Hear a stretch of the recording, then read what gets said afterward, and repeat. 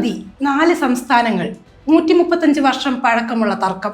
ഓരോ വർഷവും മഴ കുറയുമ്പോൾ എന്തുകൊണ്ടാണ് കാവേരി വീണ്ടും രാജ്യത്തെ രാഷ്ട്രീയമായി കത്തിക്കുന്നത്? കോടതി വിധികളുണ്ട്, ട്രിബ്യൂണലുണ്ട്, കാവേരി ജല മാനേജ്മെന്റ് അതോറിറ്റിയുമുണ്ട്.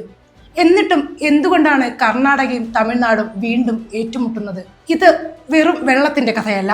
കോടിക്കണക്കിന് ജനങ്ങളുടെ കുടിവെള്ള പ്രശ്നവും ലക്ഷക്കണക്കിന് കർഷകരുടെ ജീവിതവും ഇന്ത്യയുടെ ഫെഡറൽ സംവിധാനത്തിന്റെ ഏറ്റവും വലിയ പരീക്ഷണവുമാണ്. കാവേരി നദിയിൽ നിന്ന് തമിഴ്നാടിന് 3500 ക്യൂസെക്സ് വെള്ളം വീതം 15 ദിവസത്തേക്ക് വിട്ടു നൽകണമെന്ന് കാവേരി ജല മാനേജ്മെന്റ് അതോറിറ്റി കർണാടകയോട് നിർദ്ദേശിച്ചു. അതോടെ കർണാടകയിൽ പ്രതിഷേധം ശക്തമായി. കർഷകർ തെരുവിലിറങ്ങി. കന്നഡ അനുകൂല സംഘടനകൾ ബന്ദിന് ആഹ്വാനം ചെയ്തു. അതേസമയം സുപ്രീം കോടതി വിധി കർശനമായി നടപ്പാക്കണമെന്ന് തമിഴ്നാട് ആവശ്യപ്പെടുകയാണ്. തമിഴ്നാട് സർക്കാർ വീണ്ടും സുപ്രീം കോടതിയെ സമീപിച്ചിരിക്കുകയാണ്. ജൂലൈ 31 ചേർന്ന കാവേരി ജല മാനേജ്മെന്റ് അതോറിറ്റി യോഗത്തിലാണ് പുതിയ നിർദ്ദേശം വന്നത്. കാവേരി വാട്ടർ റെഗുലേഷൻ കമ്മിറ്റിയുടെ ശുപാർശ അംഗീകരിച്ച് കർണാടക 15 ദിവസത്തേക്ക് പ്രതിദിനം 3500 ക്യൂസെക്സ് വെള്ളം തമിഴ്നാടിന് നൽകണമെന്നാണ് ഉത്തരവ്. ഇതിലൂടെ ഏകദേശം 4 TMC വെള്ളം തമിഴ്നാടിന് ലഭിക്കും. ഈ ഉത്തരവ് പുതിയ നിയമമല്ല. സുപ്രീം കോടതിയുടെ 2018 വിധി പ്രകാരം നിലവിലുള്ള മാസാന്ത ജലവിഹിതം പാലിക്കുന്നതിനുള്ള നടപടിയുടെ ഭാഗമാണ്. എന്നാൽ ഉത്തരവ് വന്നതോടെ രാഷ്ട്രീയ വിവാദം വീണ്ടും ഉയർന്നു. കർണാടക പറയുന്നത് വളരെ വ്യക്തമാണ്. ഈ വർഷം തെക്കു പടിഞ്ഞാറൻ മൺസൂൺ പ്രതീക്ഷിച്ചതുപോലെ ലഭിച്ചിട്ടില്ല. കൃഷ്ണരാജസാഗർ, കബിനി, ഹേമാവതി, ഹരംഗി എന്നീ പ്രധാന അണക്കെട്ടുകളിൽ ആവശ്യത്തിന് വെള്ളമില്ല. ആദ്യം ബംഗളൂരു ഉൾപ്പെടെയുള്ള നഗരങ്ങളുടെ കുടിവെള്ളം ഉറപ്പാക്കണം. സംസ്ഥാനത്തെ കർഷകരുടെ കൃഷിയും സംരക്ഷിക്കണം. ഇത്തരം സാഹചര്യത്തിൽ വെള്ളം വിട്ടു നൽകിയാൽ സ്വന്തം ജനങ്ങൾ തന്നെ വലിയ പ്രതിസന്ധിയിലാകുമെന്നാണ് കർണാടകയുടെ വാദം.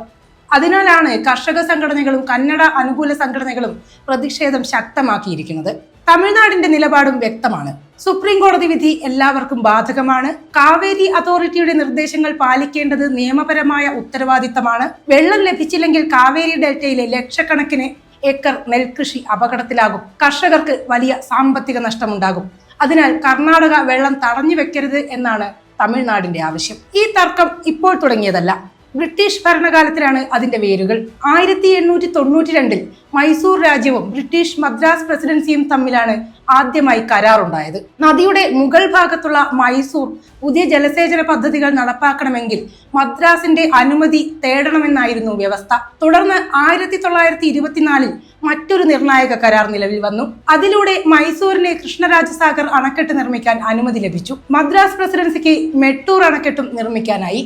ഈ കരാറിന് 50 വർഷത്തെ കാലാവധിയായിരുന്നു. 1974 കരാർ അവസാനിച്ചതോടെ തർക്കം വീണ്ടും രൂക്ഷമായി. സംസ്ഥാന പുനഃസംഘടനയ്ക്ക് ശേഷം കർണാടക, തമിഴ്നാട്, കേരളം, പുതുച്ചേരി എന്നിവയും കാവേരി ജലത്തിൽ അവകാശവാദം ഉന്നയിച്ചു. കേന്ദ്ര സർക്കാർ നിരവധി ചർച്ചകൾ നടത്തിയെങ്കിലും പരിഹാരമുണ്ടായില്ല. ഒടുവിൽ 1990 കാവേരി ജലതർക്ക ട്രിബ്യൂണൽ രൂപീകരിച്ചു. 17 വർഷത്തെ വാദങ്ങൾക്കൊടുവിൽ 2007 ട്രിബ്യൂണൽ അന്തിമ വിധി പ്രഖ്യാപിച്ചു. എന്നാൽ അതും അവസാനമായില്ല. സംസ്ഥാനങ്ങൾ വീണ്ടും സുപ്രീം കോടതിയെ സമീപിച്ചു. 2018 ഫെബ്രുവരി 16 സുപ്രീം കോടതി നിർണായക വിധി പ്രസ്താവിച്ചു. വാർഷിക ജലവിഹിതം ഇങ്ങനെ നിശ്ചയിച്ചു: Tamil Nadu 404.25 TMC, Karnataka 284.75 TMC, Keralam 30 TMC, Puducherry 7 TMC. ഇതോടൊപ്പം കാവേരി വാട്ടർ മാനേജ്മെന്റ് അതോറിറ്റി രൂപീകരിക്കാനും കോടതി നിർദ്ദേശിച്ചു. അണക്കെട്ടുകളിലെ ജലനിരപ്പ് വിലയിരുത്തുക, മാസാന്ത ജലവിഹിതം കണക്കാക്കുക, കോടതി വിധി നടപ്പാക്കുക എന്നിവയാണ് ഈ അതോറിറ്റിയുടെ പ്രധാന ചുമതല. സുപ്രീം കോടതി വിധിക്ക് ശേഷവും എല്ലാ വർഷവും തർക്കം ആവർത്തിക്കുന്നത് എന്തുകൊണ്ടാണ്? ഇതാണ് ഏറ്റവും പ്രധാനപ്പെട്ട ചോദ്യം. വിദഗ്ധർ പറയുന്ന പ്രധാന കാരണങ്ങൾ 6 ആണ്. ഒന്നാമത്തേത് കാലാവസ്ഥാ വ്യതിയാനം. മഴയുടെ സ്വഭാവം മാറുകയാണ്. രണ്ടാമതായി, മഴ കുറഞ്ഞാൽ അണക്കെട്ടുകളിലെ ജലസംഭരണം വേഗത്തിൽ കുറയുന്നു. മൂന്നാമത്തേത്, ഇരു സംസ്ഥാനങ്ങളും ഇപ്പോഴും ധാരാളം വെള്ളം ആവശ്യമായ നെൽകൃഷിയെയാണ് ആശ്രയിക്കുന്നത്. നാലാമത്തേത്, ബംഗളൂരു പോലുള്ള നഗരങ്ങളിലെ കുടിവെള്ള ആവശ്യം ഓരോ വർഷവും വർദ്ധിച്ചു വരികയാണ്. അഞ്ചാമത്, കാവേരി വിഷയം ഇരു സംസ്ഥാനങ്ങളിലും രാഷ്ട്രീയമായി അതീവ വികാരപരമാണ്. തെരഞ്ഞെടുപ്പ് സമയത്ത് ഇത് വലിയ വിഷയമായി മാറാറുണ്ട്. ആറാമത്തേതും ഏറ്റവും പ്രധാനപ്പെട്ടതും ദുരിതവർഷങ്ങളിൽ ജലവിഹിതം എങ്ങനെ പങ്കിടണം എന്നതിനെ കുറിച്ചുള്ള വ്യക്തമായ ഡിസ്ട്രസ് ഷെയറിംഗ് ഫോർമുല ഇന്നും ഇല്ല എന്നതാണ്.